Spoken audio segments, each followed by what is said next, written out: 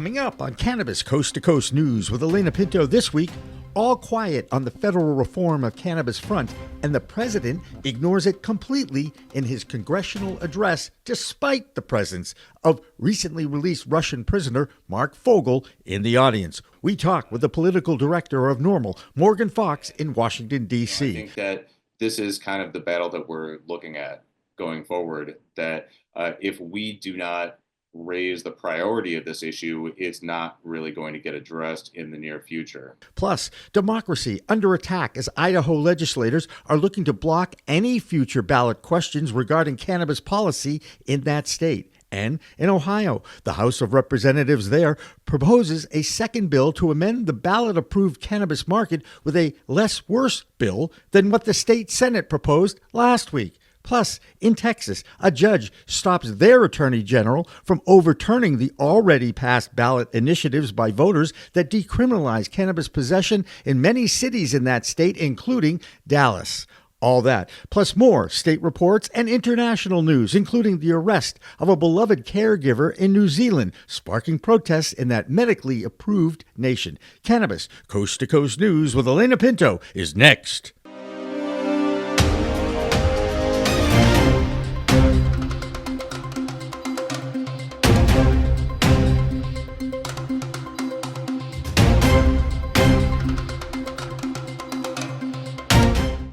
Hi, everyone. Welcome to Cannabis Coast to Coast News, PCM TV's weekly roundup of the cannabis industry from coast to coast and internationally. I'm Alaina Pinto. I am not going to remind you again about our app. Actually, yes, I am. You can scan the QR code and connect with the App Store or Google Play to download it. The app is where you will find our most viewed interviews, talk shows, news shows all over the past 4 years. And over those years, there was a lot of hope and talk about the green rush as a dozen states opened up adult use markets. But now with the change in administration, there is no mention of federal cannabis reform. Case in point, President Trump's 90-minute address to a joint session of Congress this week and never mentioned the word hemp, cannabis, or marijuana. Though he did point out the prisoner he got released out of Russia, the teacher Mark Fogel, had been wrongfully detained in a Russian prison for years for getting busted for medically prescribed cannabis. Making federal cannabis a priority is a huge challenge for all DC lobbyists. And Morgan Fox is the political director for the National Organization for the Reform of Marijuana Laws, or NORML. And he had his monthly talk with our executive producer, Jimmy Young. Thanks, Alaina. Appreciate it. I'm Jimmy Young, the founder of PCM TV, and I'm so happy to be joined by a friend in Washington, D.C. His name is Morgan Fox, and he is with the National Organization for the Reform of Marijuana Laws, which has taken on a completely different challenge over the last few months, let's just say. Morgan, thanks again for joining us, because I always do enjoy chatting with you about all sorts of things. Thanks for having me, as always, Jimmy. All right. So the last time we spoke, you talked about the challenges of making federal cannabis reform a reality in a Republican-controlled environment. How's that going? Well, right now, there's not a whole lot going on at the federal level. And this goes back to something that we've talked about on a number of different sessions about the priorities. And obviously right now, Congress and the White House have a lot of priorities that are way ahead of the list in terms of when they're going to get to them than cannabis policy reform. And I think that this is kind of the battle that we're looking at going forward, that if we do not raise the priority of this issue, it's not really going to get addressed in the near future. So definitely want to talk to you a lot more about exactly how that looks and what it's looking like. But so far, we've only seen a handful of bills be introduced at the federal level. We've seen a Veterans Access bill be introduced, and we have seen a bill that would prevent businesses from being able to get 280E relief, even if cannabis is rescheduled. So a little bit of a mixed bag. And on top of all that, you now have Terrence Cole in charge of the DEA, a devout prohibitionist. Is the rescheduling movement completely done? Is it going to stay at Schedule 1? I know that you can't answer that question right now, but it sure seems like the goal is to keep it where it is. Well, I think that was always the DEA's goal, under Milgram, and I'm assuming under Cole. Uh, Once Judge Mulrooney uh, halted the proceedings for fairly legitimate reasons. There was clear evidence of collusion between DEA management and opponents of the proposed rule, most namely groups like Project Sam and others. Uh, and there was certainly uh, a questionable process when it came to choosing who the witnesses would be for the hearings. So, I mean, these were definitely things that were problematic and should have been brought to light. Um, Unfortunately, it did result in the proceedings being delayed, and now the ball is entirely in DEA's court under a potentially even worse DEA administrator under Terry Cole than we had with Ann Milgram. This is a guy that still believes in the gateway theory, that has tried to tie cannabis use to mass shootings, completely unscientific, and has been a lifelong drug warrior. So he has no interest in resuming the proceedings. He has no incentive to do so unless he starts getting some heat from on high.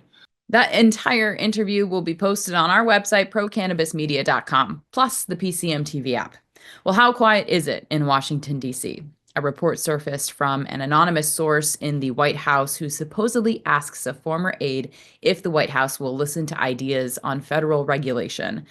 But that's not considered real progress. So only time will tell. But making reform a priority for the Republican-controlled government is buried behind federal layoffs, new tariffs, and what to do about illegal immigration. Oh, and there are still two wars going on in the Middle East and Ukraine. Another distraction from cannabis actually happened in the district where law enforcement shut down 25 illegal operators and confiscated their inventory. Some of those shops are coming into compliance now with the existing district cannabis laws. With more from the nation's capital, here's Andrew Behringer. I'm Andrew Behringer with the Washington, D.C. report for Cannabis Coast to Coast News. Washington, D.C. officials are reporting progress in their campaign against unlicensed cannabis retailers. Authorities announced that they have shut down 25 illegal gifting stores over the past 6 months. This crackdown follows new enforcement powers granted to the district's Alcohol, Beverage, and Cannabis Authority in 2024. Now, during the first 2 months of this year alone, 38 retailers either obtained proper licenses or ceased operations entirely. Particularly concerning, officials say some confiscated products tested positive for dangerous substances including amphetamines and psilocybin. Despite these enforcement efforts, authorities acknowledge that approximately 100 illicit cannabis shops continue operating across this district. The situation highlights a persistent regulatory challenge in D.C., where adult cannabis possession and use are legal, but congressional restrictions have prevented adult use sales. As of January, only 12 legal medical cannabis dispensaries serve the entire district. In other federal news, the cannabis industry is bracing for impact as President Trump's new tariffs take effect nationwide. With numerous critical supplies now facing steep import taxes, such as vape products are expected to be hit the hardest, as most hardware comes directly from China. Companies are already relocating production to countries like Malaysia to avoid the 20% tax. Packaging materials predominantly sourced from China will also see price hikes. Fertilizers and equipment like LED lighting systems are expected to become more expensive. Meanwhile, the booming cannabis beverage sector faces a double hit, with a 25% tariff on Canadian aluminum affecting canned products. For an industry already operating on thin margins due to heavy regulations and taxes, these tariffs represent yet another financial hurdle. Analysts predict consumers will ultimately bear these costs at the register, potentially pushing customers back to the unregulated market. Well, that's the Washington, D.C. report. I'm Andrew Behringer, reporting for Cannabis Coast to Coast News. Now let's take a look at some of the state reports, and there's a disturbing trend in many legal states whose leadership wants to increase taxes on cannabis to help make up for budget shortfalls in California, Ohio, Michigan, New York, And in Idaho, the state legislature there is trying to pass an amendment to their constitution that would eliminate the right for ballot questions on cannabis. In Ohio, last week, the state Senate introduced a bill that completely changes the existing laws and regulations that were voted into law. Legislators there insulted the populace who passed that law by claiming the question was poorly written and voters were confused. Now the House is introducing a counter bill, and one of those Ohio voters is Christina Brisson, who has more from the Buckeye State. Hi, I'm Christina Brisson with Over the Top Renovations, coming to you today from the Capitol here in Columbus, Ohio, with your weekly Ohio Cannabis Report with Cannabis Coast to Coast News. Last week we talked about Senate Bill 56 being passed and then moving to the House. Well, now the House has introduced a rival bill, HB 160, where it does keep a few things more in line for voters, where it does allow us the same number of plants that we're allowed to grow at home. It unfortunately does reduce the THC percentage from 90% to 70%, but does not limit the number of milligrams allowed in prepackaged items, allows us to smoke in more places like our own front porch, and unfortunately the taxes still land in the general fund. But overall, this more supports what the voters originally passed last year. But I don't want to end it on just a sour note. I also want to end it on something fun. Stargazer Festival with Cleveland Weed Company Weeding Out is going to be offering the Dream Cannabis Giveaway, where you can have your wedding officiated by rapper Afroman and have a Jamaican honeymoon. Check it out. Check out the festival. And good luck, Ohio. I plan to join that one myself. I am Christina Brisson with your weekly Ohio Cannabis Report with Cannabis Coast to Coast News. Another state that continues to pit their government leaders against the will of the people is in Texas. The governor, Greg Abbott, Attorney General Ken Paxton, and now the Lieutenant Governor, Dan Patrick, all are trying to ban all products with THC in them for adult use. Over the past 3 years, 9 cities, led by Austin and Dallas, have voted to decriminalize cannabis by ballot question. This week, you probably won't find any of the Texas governmental leaders at the South by Southwest Cannabis Expo. The show has celebrated lifestyle and arts in the Lone Star state capital of Austin since 1987. This event features musicians, cannabis advocates, and old friends Liz Grow and Patrick Pope from Grow House Media. Some of our greatest supporters are in Texas, but also some of our greatest constituents are housed in prisons in Texas. We're here for the plant, we're here for the people of the plant, and there's a lot of people that are still hemmed up over the plant. So if Last Prisoner Project's on the path to getting them out, we're in support. We're making so much progress, but unfortunately, there are so many people that are still behind bars. And when they start putting you away for something like cannabis and nonviolent activity, it's pretty sorry. We got to change that. This year, they are teaming up to salute the work of the Last Prisoner Project. This week, that group celebrated the release of another convicted nonviolent cannabis criminal out of jail. Claudio Martinez Jr. was in a federal prison in Texas for 11 years of a 21-year sentence that they received in 2016. The Last Prisoner Project had worked on getting him out of jail, and when President Biden pardoned federal prisoners for low-level cannabis crimes, it was time for Martinez to be set free. That happened this week. You can add Arizona into the billion-dollar cannabis states. Karen Black has that story, plus a lawsuit involving some of the biggest industry names based in that state. I'm Karen Black from Greenfinger Consulting with the Arizona Cannabis Report for Cannabis Coast to Coast News. Arizona lawmakers made significant strides in psychedelic therapy by approving 2 key bills. The Senate passed legislation to establish an advisory board focused on psilocybin research, aiming to study its therapeutic potential and policy implications. Meanwhile, the House advanced a measure to fund clinical trials on ibogaine for treating neurological diseases. These developments highlight Arizona's growing interest in exploring alternative therapies, potentially paving the way for future advancements in the field.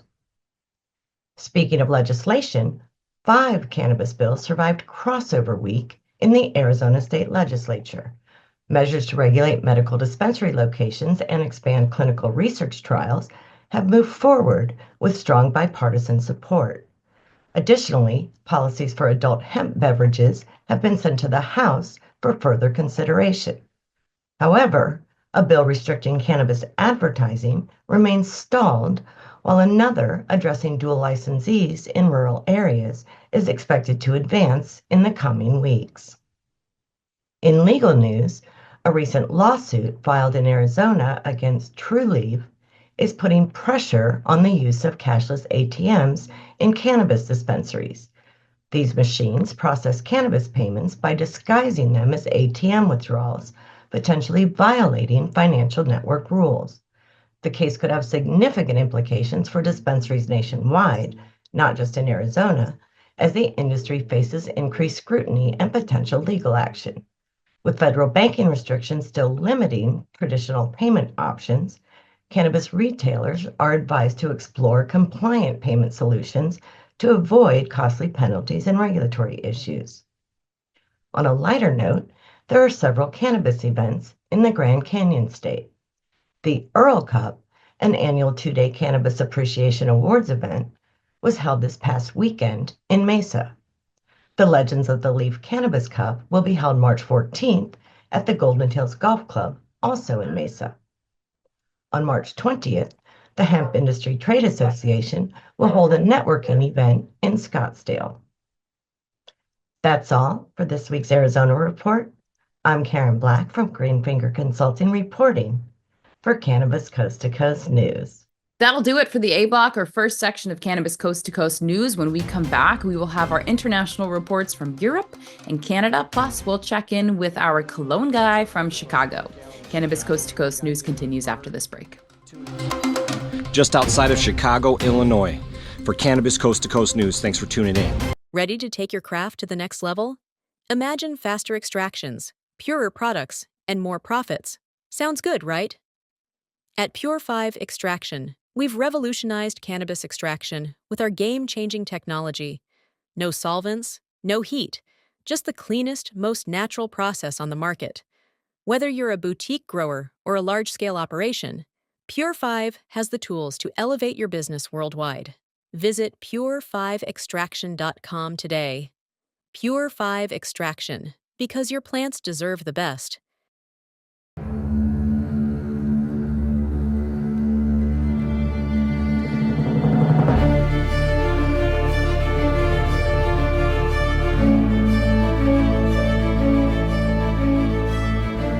What if we're right? What if all of a sudden they discovered that there is medical use for marijuana and that it is good for you and it's better than alcohol and it's better than opioids and it helps your health? What if we're right? What if they find that out? Specific cannabinoids have medical value. These are facts. I'm here today in hopes to assist in removing the demonized stigma of cannabis and the perception that cannabis is just about getting high. The true base of this plant has to be known. I don't think anybody should ever go to jail for cannabis. It's a medicine, and everybody should have access to it. This is something which, at the very, very least, is the key to alleviating suffering and extending life for millions of human beings. Right? For returning some kind of balance to our society, and quite possibly of restoring our planet's natural balance as well.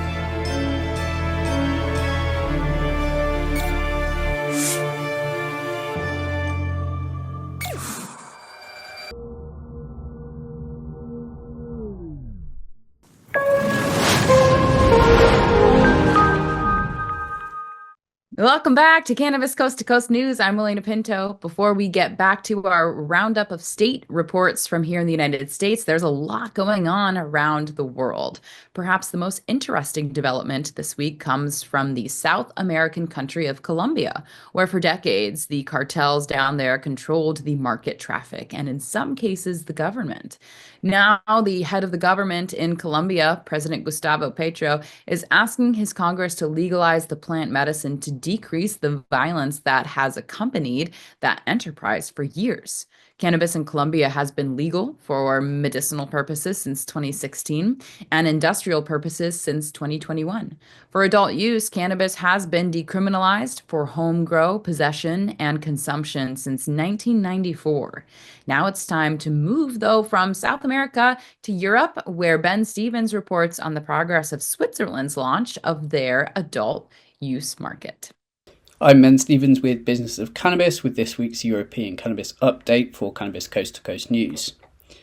The preliminary results for Switzerland's pioneering adult use cannabis trials have been published by the University of Lausanne in conjunction with the University of Applied Sciences Northwestern Switzerland, showing promising early results. 7 such trials are taking place across Switzerland, with the first beginning in 2023 and around 7,000 participants currently involved. These allow for small-scale legalization of the sale of cannabis for recreational purposes, with a view to studying how different sales methods impact public health and consumption. Flying in the face of arguments that legalization threatens public health, the early findings suggest that if there is a change in consumption patterns, it is established in the direction of lower-risk consumption methods like vaping. Furthermore, despite concerns about adverse social impacts on the communities where the trials are taking place, no disturbance of public order was observed around the points of sale, and no leakage of the cannabis from the trials into the illicit market was observed. With a full report expected in the coming months, the early signs paint an optimistic picture for Switzerland's recently announced full adult use legalization project, with these pilot trials aimed at establishing a model for the best possible framework to sell cannabis for recreational purposes. Meanwhile, in the UK, long-running efforts to become the first country in Europe to fully regulate CBD products have finally made some meaningful progress. The Food Standards Agency, which is overseeing the novel foods approval process for thousands of CBD products, has finally put another 5 applications through to the final stage since the start of the year, nearly double the total number approved in 2024. However, this process also comes with setbacks. The FSA has recently removed over 100 products from the public list, which allows products already on the market to remain on sale without full approval, meaning they are now ineligible to stay on the market. Businesses remain frustrated at the length of the process and the severe restrictions put on both THC content and the proposed acceptable daily intake of CBD with these products. That's all for this week's European Cannabis Report. I'm Ben Stevens with Business of Cannabis, reporting for Cannabis Coast to Coast News. One nation that continues its fledgling export business to Europe is Canada. That's where Debi Facey reports from every week. This is Debi Facey with your Canadian Coast to Coast Cannabis News Report. So what we have in Canada this week is the new regulations are going to be launched on March 12th, which is going to be including new laws surrounding the packaging that we have here in Canada, which is now going to be see-through for any dried cannabis. Also, we're going to be able to have the microcultivation growth be able to utilize now 800 meters versus the smaller 200 meters that they were having to work with. This is going to be something that's going to be great for our industry, especially due to the fact that many of our products consumers can't see, know, or even be aware of what they're going to be smoking, and this way just ensures way more accountability on both parties. Next story is we have the growth in pre-rolls here in Canada. Pre-rolls have seen a leap compared to the edibles and just overall dried flower categories, and this is due to the fact that they are a much easier way to consume, easier way to hide, as well as they have made them very, very, very affordable in some cases, which is great for many of the consumers that just like to toke and go. This is Debi Facey with your Canadian Coast to Coast Cannabis News Report. Peace. Back here in the United States, we have 3 stories from California. Last week, the 2024 annual report by the Department of Cannabis Control was released. In that report, the size of the #1 revenue-producing state in the country had a little trouble with recalls of products. In fact, there were 63 recalls of 259 different products. One good factoid from that report is the fact that legal cannabis production increased by double digits. That increase was just under 12% to 1.4 million pounds in 2024, which is good.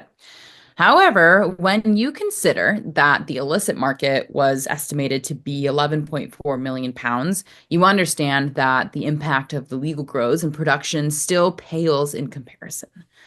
Of course, no one knows the exact amount of legacy market cannabis California still ships out of the state, but there is still plenty of room for a shift once California figures out the right formula to increase the legal market and shrink the illegal one. One more business note from California. Safe Harbor Financial, that had been moving towards receivership, received some bailout help from the Colorado Credit Union, which reduced some of their debt in order to keep them operational. Now let's check in with Marianne Cursetjee in Oregon. I'm Marianne from Alibi with the Oregon Cannabis Report for Cannabis Coast to Coast News. A lawsuit has been filed by 2 Oregon cannabis businesses to overturn Measure 119, which requires a labor peace agreement for most cannabis businesses. The plaintiffs argue that the newly enacted law violates employers' free speech rights, and also that the state is preempted by the National Labor Relations Act. One question is whether the NLRA applies, as cannabis is illegal federally. Also, this week has been a terrible week for cannabis businesses in Portland. Data is still coming in, but rumors are that between 5 and 10 different businesses have been hit by a crew of smash and grab robberies. The Cannabis Industry Alliance of Oregon, CHOW, is meeting Monday night to discuss this crisis and share solutions.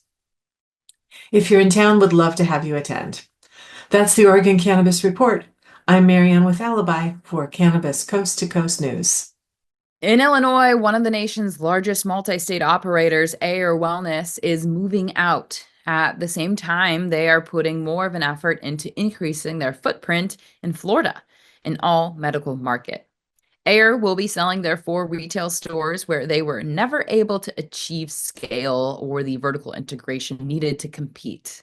With more from Illinois, here's Mark Allen, our Chicago clone guy. What's up, everybody? Mark Allen, the Chicago clone guy, here with Bird, tuning in from just outside of Chicago, Illinois, for Cannabis Coast to Coast News. Thanks for tuning in. Lots going on here in Illinois, Chicagoland, as always.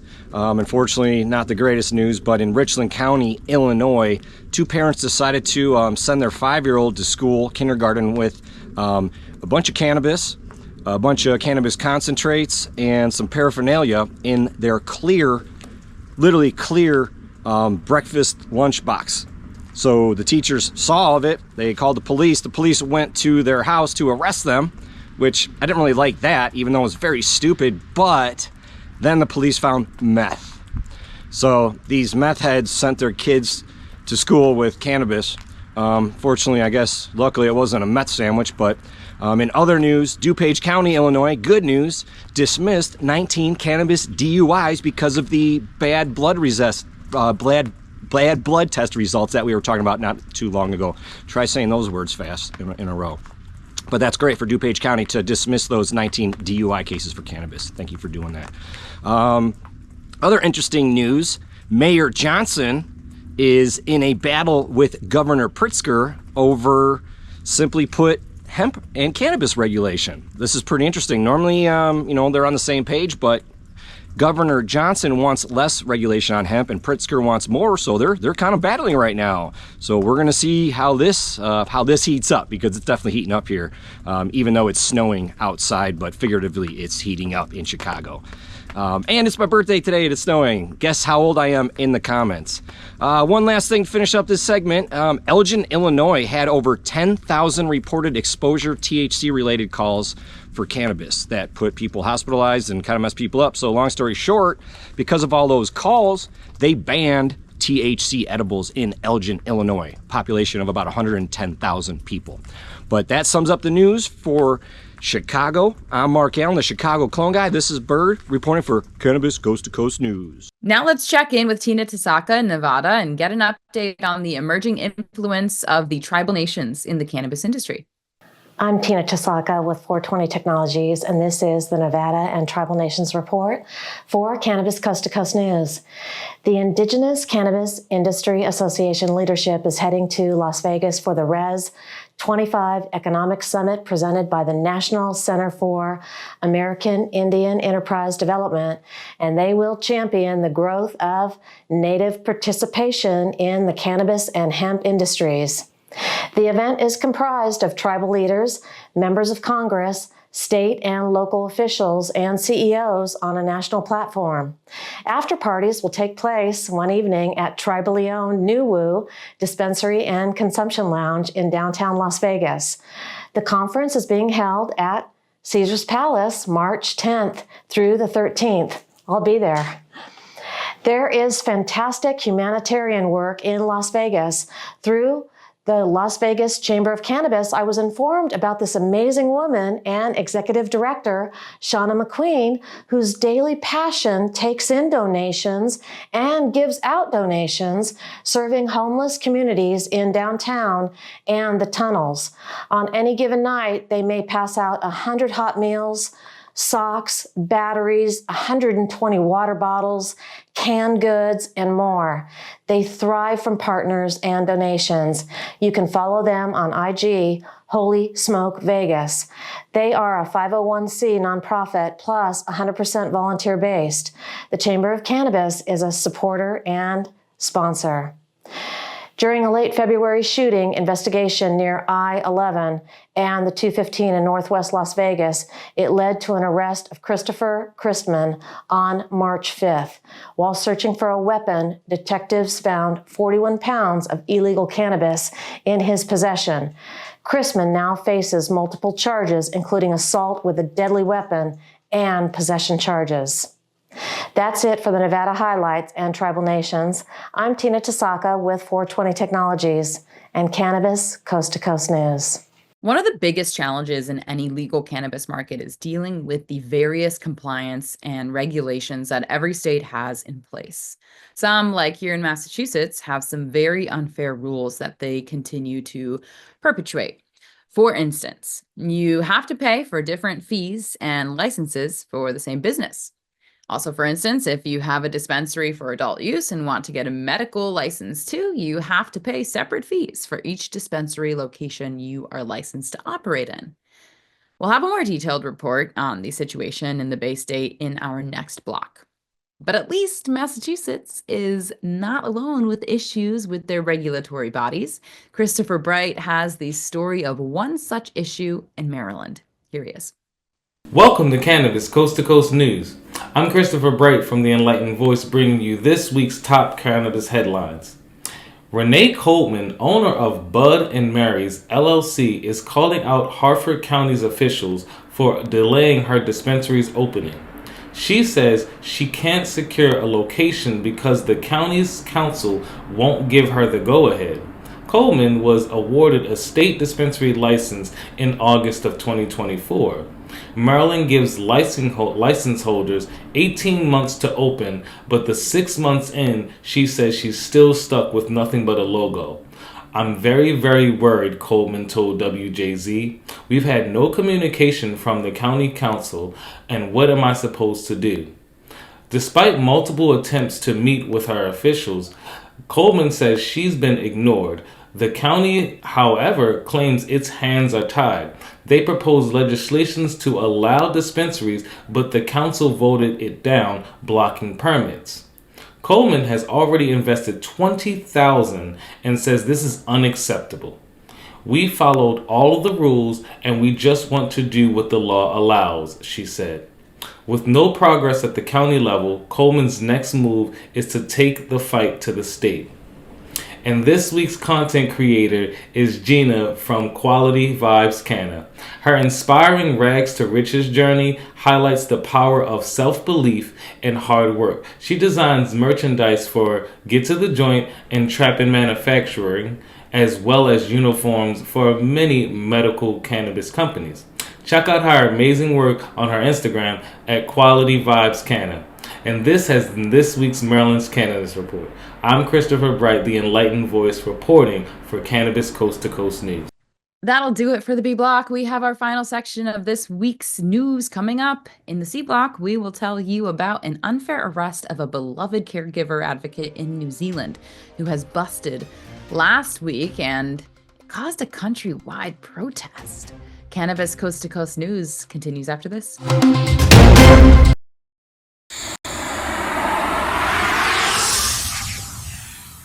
It's a whole new world of weed out there, isn't it?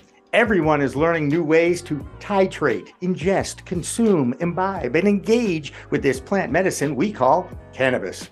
Now, let me tell you my cannabis story. You know, I've had 4 major surgeries in the past 23 years and suffer from osteoarthritis with a variety of metal parts in my body and one on deck. Now, thanks to those chronic pain issues, I've been a medical patient in Massachusetts for almost 10 years now. I remember my first trip to a dispensary just outside of Boston, and I told the bud tender I didn't want to smoke it anymore. So I tried edibles, then tinctures, then vaping, and now if I'm going to smoke, I only use the Weejits filtration system. What? The Weejits.com, Weejits, that's weed, W-E-E-D, G-E-T-S.com, is where you'll find the planet's coolest product that cools the smoke from everyone's favorite flower. The guy that started this was a pretty good medical device manufacturer, and he created this maze pipe that cools the smoking process from 1300 degrees Fahrenheit upon inflammation down to just 90 degrees when it reaches your mouth. That's right, 1300 down to 90. That's why this maze pipe is amazing. Now, add in the code of PCM TV and you get 15% off. So just go to Weejits.com and check out the best way to enjoy a cooler smoke with less coughing and hacking and more peace of mind.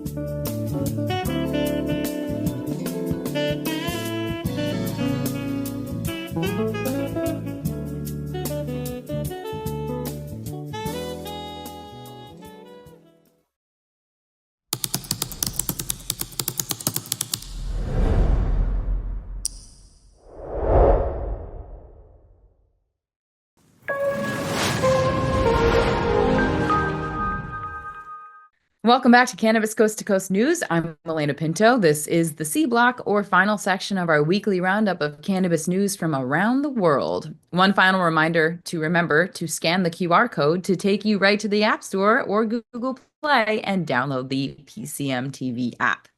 Next up is Virginia, where they continue to put forth an effort to bring adult use to that state, despite knowing their governor, Glenn Youngkin, continues to defy the will of his constituents and will veto any pro-cannabis law that reaches his desk. But here's Joe Parsons in Virginia. I'm Joe Parsons with the Virginia Cannabis Connection from Higher Education's Coffee Talk, sponsored by 97.5 3WV, and reporting for Cannabis Coast to Coast News. With all the big MSO companies that are currently in operation across America, there is one that really stands out. That's Green Thumb Industries. Not only are they doing rather well in Virginia, they are currently one of the most successful in the nation.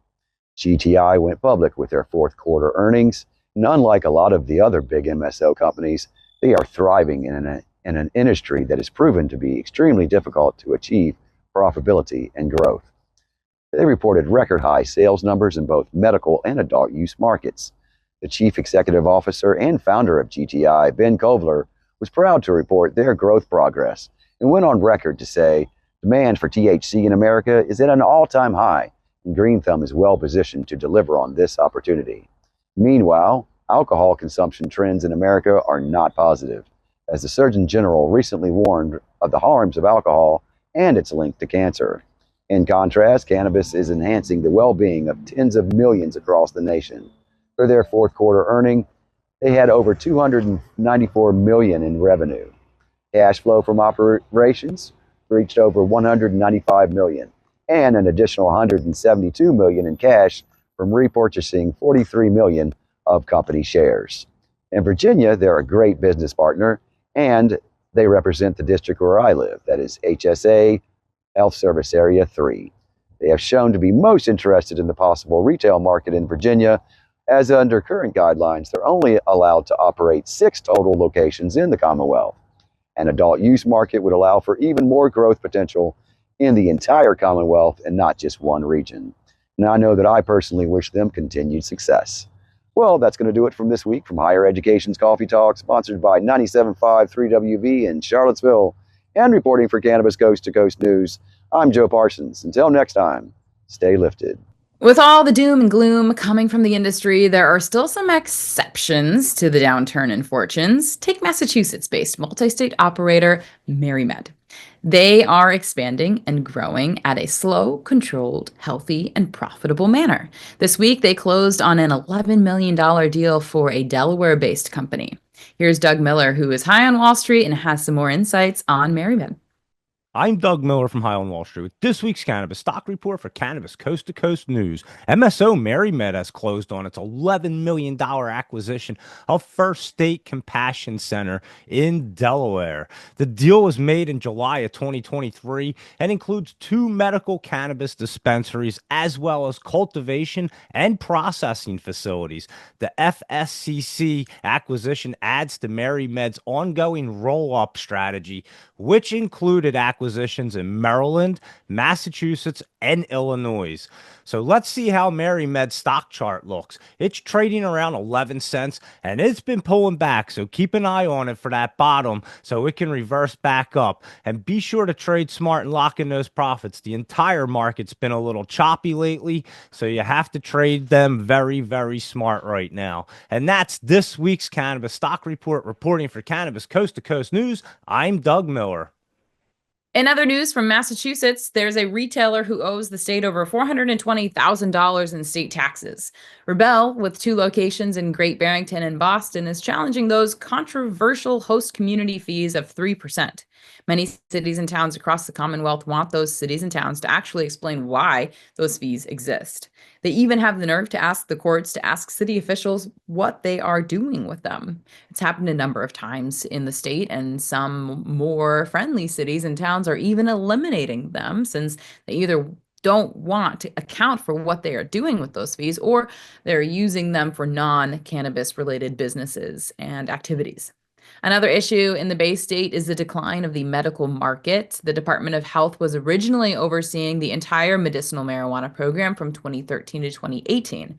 When the Cannabis Control Commission was created after adult use was voted in by the voters in 2016, the rules changed for the medical market, and fewer and fewer people signed up for that program. So now that figure is down to just 90,000 patients. But compare that to a medical-only state like Florida, where there are over 860,000 registered patients.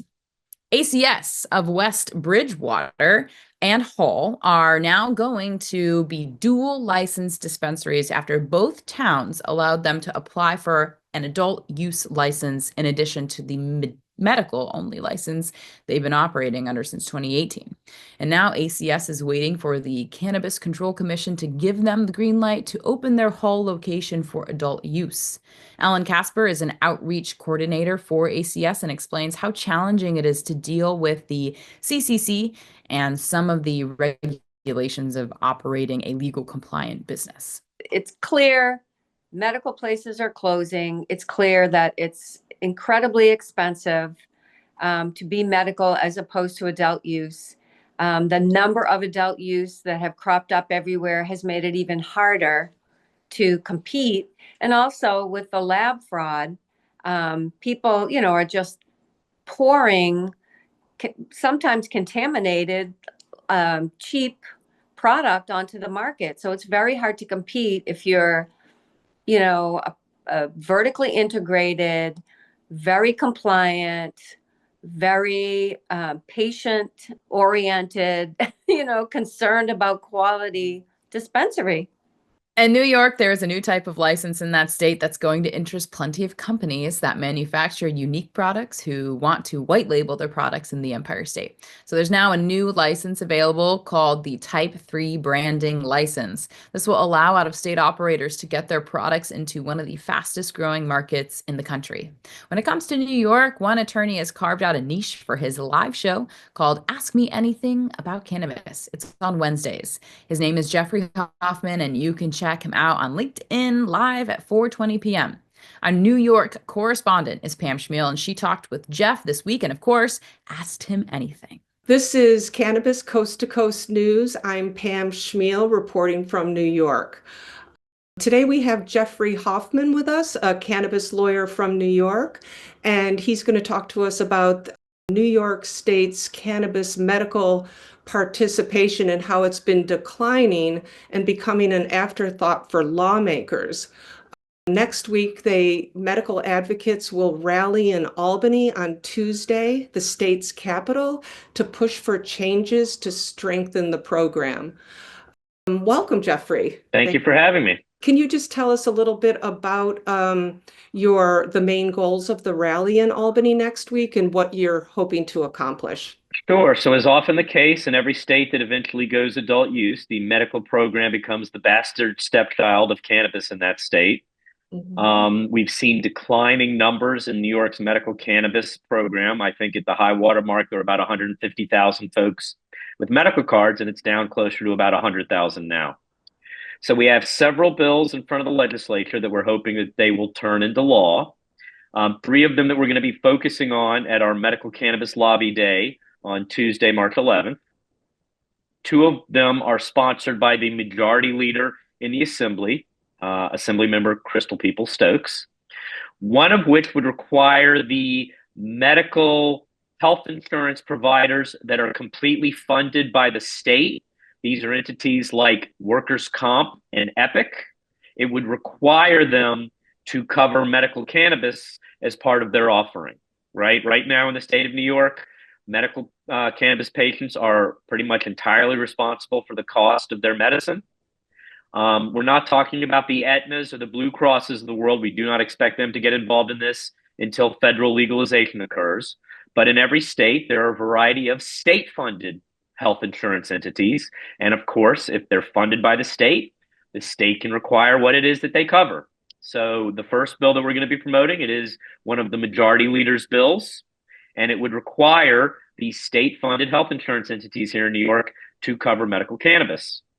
The other bill that we will be focusing on that is sponsored by the majority leader would get rid of the medical cannabis excise tax here in New York. Best practice generally is that you do not make patients pay taxes on their medicine. Absurdly, that is something that many states do for medical cannabis. So this is really a very straightforward bill. We didn't even really create a dossier about it. It simply is the medical excise tax that exists currently, or medical cannabis excise tax that currently exists in New York. We eliminate it, right? So even if we don't get the health insurance bill, at least we can do something to help reduce the cost of the patient's medical cannabis. The third bill that we are working on, and this is a bill that I actually wrote in conjunction with Assemblymember Kellis, is for the creation of an endocannabinoid system awareness program in the state of New York.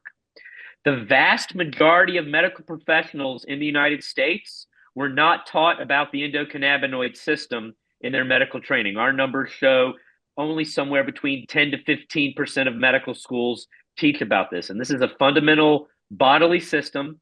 Every vertebrae has one, right? So us, bears, dogs, cats, any animal that has a vertebrae, basically a backbone, has an endocannabinoid system. This is where the molecules of THC bind in your body. They're concentrated in your head and in your groin, where all good things are concentrated in your body. And this would create an awareness program about this system. It would provide education for all medical professionals. And we are going to do an enhancement to it that would make it part of the training that a doctor would have to take in order to be able to recommend a medical cannabis card, right? So this is not even a cannabis issue. This is a health issue. Now that cannabis is legal, you're going to have more and more people that are willing to speak to their doctor about it, more and more people that are going to present to medical professionals, either currently on cannabis or having taken cannabis in the recent past.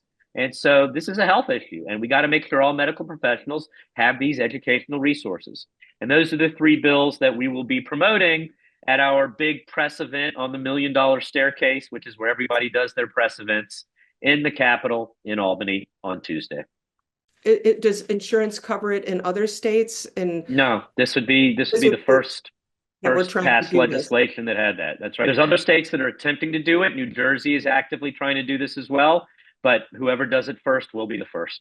This is Cannabis Coast to Coast News. I'm Pam Schmiel reporting from New York.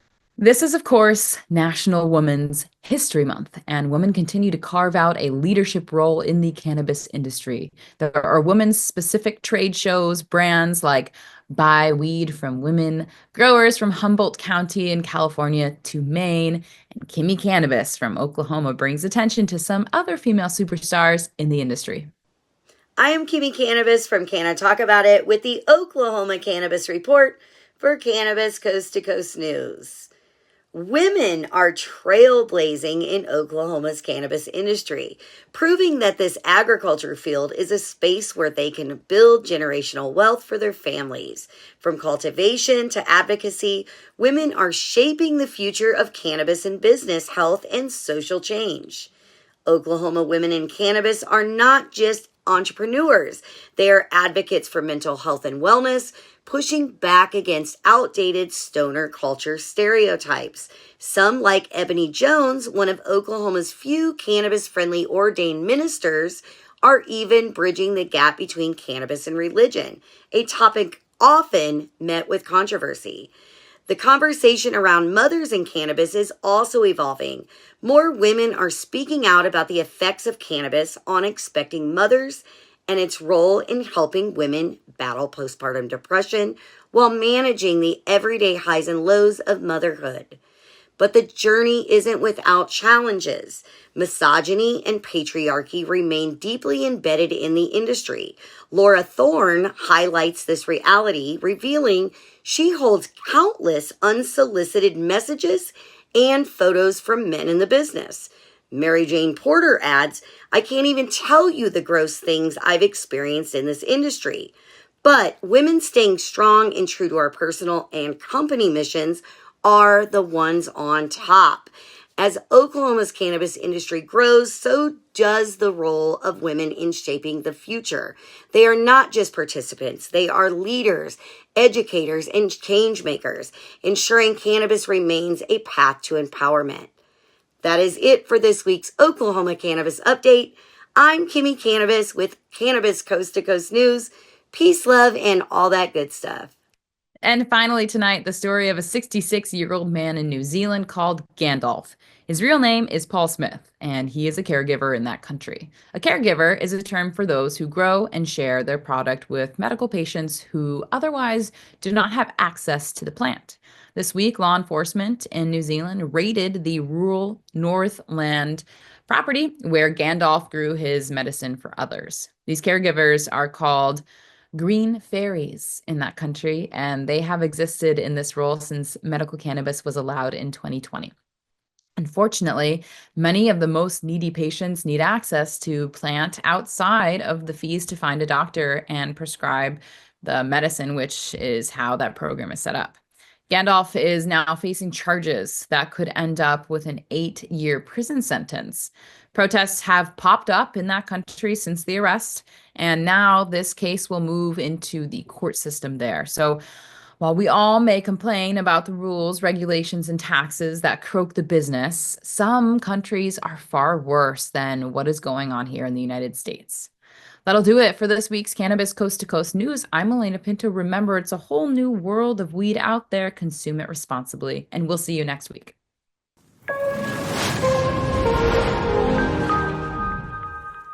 I think I messed up. Did you know there's a place that covers all the cannabis news you need? Welcome to Pro Cannabis Media, your go-to for all things cannabis. PCM is the CNBC of weed, bringing you the latest news and talk shows with a twist. We've got 16 state correspondents and multimedia journalists from around the US and Canada. Hey everybody, it's Brandon Jones with Be Green Distribution with the Missouri Cannabis Report. I'm Karen Black from Green Finger Consulting with the Arizona Cannabis Report. I'm Amy Carter from Michigan Weedsters. Andrew Behringer here reporting from Washington, D.C. Debi Facey with the Canadian Toke of the Week. It all started back in 2018 when founder Jimmy Young kicked off the In the Weeds podcast. His mission? Documenting the fight to end cannabis prohibition. Fast forward to today and we've got Cannabis Coast to Coast with Alaina Pinto, delivering the nation's only TV-style cannabis news show.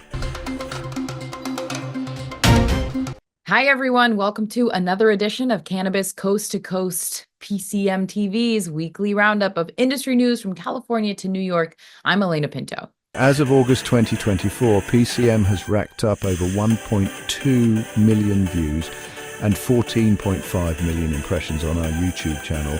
With 15,000 subscribers and growing, our reach is spreading like wildfire. PCM's website, YouTube, Rumble, Discord, Roku, Twitch, Spotify, iHeartRadio, Apple Podcasts, and even our very own PCM TV app. Get your cannabis news fix with Pro Cannabis Media. We're here to keep you informed and entertained. Stay tuned and stay lifted.